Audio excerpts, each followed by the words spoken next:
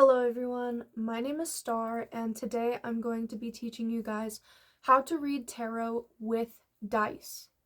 Now, if you already practice divination, then I'm sure you know that tarot reading and reading dice are completely separate forms of divination.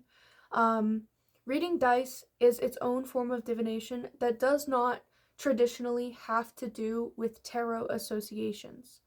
And so today I'm not going to be teaching you how to read dice in the traditional sense. I'm actually going to be teaching you how to transmute reading tarot and do it with dice. This is a method I've been working on and creating. Um, I've never seen it done anywhere, and so if it has been done, I apologize. I've never seen it done, and I've been kind of working at it, writing notes and practicing it for the past week or so, and I just thought I'd come on here and teach you guys how to do it as well. My name is Star. I'm a professional tarot reader and occult practitioner. If you'd like to work with me one-on-one, I do offer private readings and private rituals. Those are going to be linked in my bio, so click that link if you'd like to work with me now. And I'd like to mention that this is not going to be a method that is going to be particularly helpful or useful to those of you who do not yet know how to read tarot. If you don't know how to read tarot yet, or you're not very well versed in tarot associations or the meanings of the tarot cards without looking it up yet, I would say this might actually complicate you trying to learn that. So I would say save this video and come back to it when you are more well versed. This is going to be better for people who have tarot down pretty well and just want a creative twist on actually how to read it. This is going to be no cards needed to read tarot. This could also be good for those of you who are not allowed to have tarot cards in your place of living, or you don't want people around you to know that you read tarot. Reading it with the dice is going to be kind of a covert method of doing this. So what you're going to need is 3 dice. 3 is going to be kind of the standard of what's best for this method. You could technically do it with 1 dice, and you could expand it with more, but generally I'd recommend starting with 3 dice. Now with these 3 dice, we are going to be using the numbers on the dice rolls to represent the suits of tarot, the court cards of tarot, the numerology of tarot, and the major arcana of tarot. So what you're going to do is you're going to start with a single die. You're going to start with 1. Now, if you roll 1 die, the outcomes of that roll are going to be the numbers 1 through 6. If you roll 1 die, you can either get a 1, a 2, a 3, a 4, a 5, or a 6. Now, we are going to assign suit associations with each of these numbers. Now, what I have assigned is that if you roll a 1, that's going to represent the suit of cups. If you roll a 2, that's going to represent the suit of wands. If you roll a 3, that's going to represent the suit of swords. If you roll a 4, that's going to represent the suit of pentacles. Those are all 4 of our tarot suits. Now, we have 2 numbers left over on a single roll of a single die, which is 5 and 6. Now stick with me, this might not make sense right now, but I'm going to mention it and then we'll dive deeper into it later. If you roll a 5, that is going to represent the first half of the major arcana. And if you roll a 6, that is going to represent the second half of the major arcana. So for example, I just rolled a 5. So this is going to represent the second half of the major arcana. Let's say I just rolled a 3. That is going to represent swords. Let's say I rolled a 1. That is going to represent the suit of cups. You guys understand? Now save that information. It's not going to fully make sense until I teach you all of it, and then we can combine the information into a workable form of divination. So what you're going to do next is you're going to take your other 2 dice. These are going to be used together. The first die is used alone, and the second 2 dice are used together. So, for each of the suit in tarot, the cups, wands, swords, and pentacles, there is numerology associated with these suits. So for each suit, for tarot cards, you can get the ace, the 2, the 3, the 4, the 5, the 6, the 7, the 8, the 9, the 10. For strict numerology of the suits, you can get ace through 10. Okay? Now, when you roll 2 dice, the lowest number you can roll with 2 dice is not 1, it is 2. Okay? So because the lowest roll on 2 dice is going to be 2, we are going to shift our numerology associations with the roll of the dice. So for example, if we roll a 2, that is going to be our lowest roll. That is not going to represent a 2 in the tarot numerology. That's in fact going to represent an ace. Because we cannot roll lower than a 2, this is going to become our lowest number in numerology, which is an ace. And from there, we are going to align each tarot card with the dice roll, starting with the ace equaling 2. So if you roll a 2, that's an ace. If you roll a 3, that's a 2. If you roll a 4, that's a 3. If you roll a 5, that's a 4. If you roll a 6, that's a 5. If you roll a 7, that's a 6. If you roll an 8, that's a 7. If you roll a 9, that's an 8. If you roll a 10, that's a 9. And if you roll an 11, that's a 10. Now that is our full spectrum of numerology in each suit of the tarot, ace through 10. And we get that from a dice roll of 2 through 11. Now the highest possible roll on 2 dice is 12, which we have not yet assigned meaning to. And as you know, tarot not only has cards ace through 10 of each suit, but it also has 4 court cards of each suit. Now what I have done is I've taken the 12 as the highest possible dice roll, and I've decided to call that the monarch of the suit. So instead of having a dice roll that represents the page, one that represents the knights, one that represents the queens, and one that represents the kings, I am combining all of the court cards into one and calling it the monarch. Now, what this means is that if you roll a 12 of a particular suit, that's going to be the monarch of that suit, which is going to encompass traits and qualities and meanings of all 4 court cards.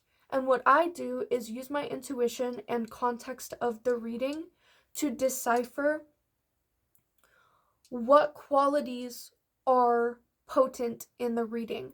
Is the reading describing, is the reading giving context of queen energy, of king energy, of action-taking knight energy, of novice page energy? Now, the monarch, which is a roll of a 12, can represent all of these qualities, some of these qualities, one of these qualities of the page, knight, king, and queen. It's just going to be up to your intuition and context of the reading to decipher which of these energies is important to the reading. Okay?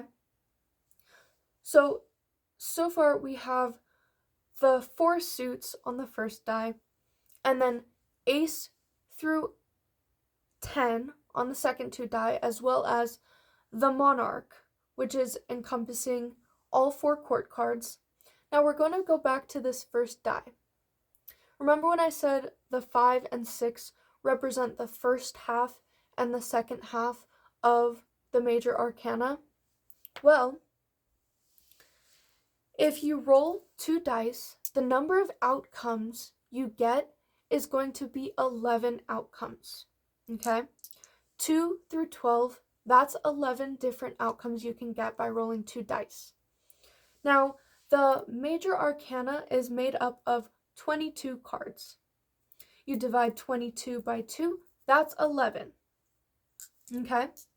So the amount of outcomes on a roll of 2 dice is equivalent to half of the amount of the major arcana cards. So what we're going to do is split the major arcana in half. The first half of the major arcana is going to be the Fool, the Magician, the High Priestess, the Empress, the Emperor, the Hierophant, the Lovers, the Chariot, Strength, Hermit, and the Wheel of Fortune. That is the first 11 cards in the major arcana. Now, to correlate those cards with the roll of a dice is going to be even a little bit more complicated than correlating 2 through 12 with ace through 10. Because, like I said, the lowest roll on 2 dice is the number 2. But with the major arcana, we don't start with number 2, and we don't start with number 1. We start with number 0, the Fool. And so in order, the way that these numbers correspond is going to be a roll of a 2, which is the lowest roll with 2 dice, is going to be the Fool. A roll of a 3 is going to be the Magician. A roll of 4 is going to be the High Priestess. A roll of 5 is going to be the Empress. A roll of 6, the Emperor. A roll of 7, the Hierophant. A roll of 8, the Lovers. A roll of 9, the Chariot. A roll of Strength. A roll of 10, Strength. A roll of 11, the Hermit. And a roll of 12, the Wheel of Fortune. Now this may seem a little bit complicated if you are strictly trying to associate this with numerology, because the numerology is bumped around a little. But just know, if you start with the lowest roll of the dice, which is 2, and the lowest tarot card in the major arcana with the Fool, and you work up 1 from there, you will get the right answer. And I just gave them to you in order so you can write that down. Now that is going to be our first half of the major arcana, which is represented by the first die being a roll of 5. Now, if the first die is a roll of 6, that is going to represent the second half of the major arcana. And we're going to do the exact same thing. We've split the major arcana in half so far, and we left off at the Wheel of Fortune. So we're going to pick up with Justice. But because this is going to be a different number on the first die, which is 6, it's going to be starting over with the roll of the next 2 dice. So we're going to start at the lowest roll of 2 dice, which is the number 2, and we're going to pick up with Justice. So if you roll a 6 with the first die, and then you roll a 2, that is going to be Justice. You roll a 3, that's going to be the Hanged Man. You roll a 4, that is going to be Death. You roll a 5, Temperance. You roll a 6, the Devil. You roll a 7, the Tower. You roll an 8, the Star. You roll a 9, the Moon. You roll a 10, the Sun. You roll 11, that's Judgment. And you roll a 12, that is the World. Now guys, what I just taught you is a fully functional method of reading tarot without even having a tarot deck of cards. Now, I'd recommend you have a tarot deck of cards and know how to use it first. But what I just taught you is a way that you can roll 3 dice and read a tarot reading. Now, when I was saying before that you could have less than 3 dice or more than 3 dice, technically you could use 1 dice and roll it 3 different times to get the 3 different numbers. But I find it a lot easier to either roll 1 die first, get the first number, and then roll the 2 and get the next 2. Or technically, my dice are different colors. So I have 1 opalite dice, and I have 2 amethyst dice. So if I rolled them all together, I would know which number is separated from the other 2 numbers. So for example, I'm going to roll my dice. I got a 3 on the opalite, which is my first dice, which is the Suit of Swords. So I know my tarot card is going to be the Suit of Swords. And then with the 2 amethyst dice, I rolled a 3 and a 1, which is going to represent the number 4. And when reading our number 4 roll, that is going to represent the 3rd number of the suit. So with a 3 and then a 3 and a 1, that is going to represent the 4 of Swords. Does that make sense, guys? I'm going to do it again to show you guys. I rolled a 2 with the first dice, which is going to represent Wands. and then I rolled 2 3s, so a 6. That is going to be the 5 of wands. Okay, we're going to do it again. I rolled a 4 with the first dice. That is going to be the suit of pentacles. And then I rolled a 10 with the 2 dice. And that is going to be the 9th number of the suit. So the 9 of pentacles. Now let's say I roll a 6 with the first dice. That's going to represent the second half of the major arcana. And then I rolled a 4 and a 1 with the second 2 dice. That is 5. So the 5th card of the second half of the major arcana is 1, 2, 3, 4, 5, the devil. Okay? Does that make sense, guys? Say I roll a 5 with the first dice. That's going to represent the first half of the major arcana. And then I rolled a 6 and a 2, so an 8. The 8th card of the first half of the major arcana is 1, 2, 3, 4, 5, 6, 7, 8, the Chariot. Okay, guys? Now, obviously, if you'd like to get more advanced, you can get multiple sets of 3 dice. So you could get 6 dice, 9 dice, 12 dice, and roll them all to each represent different cards.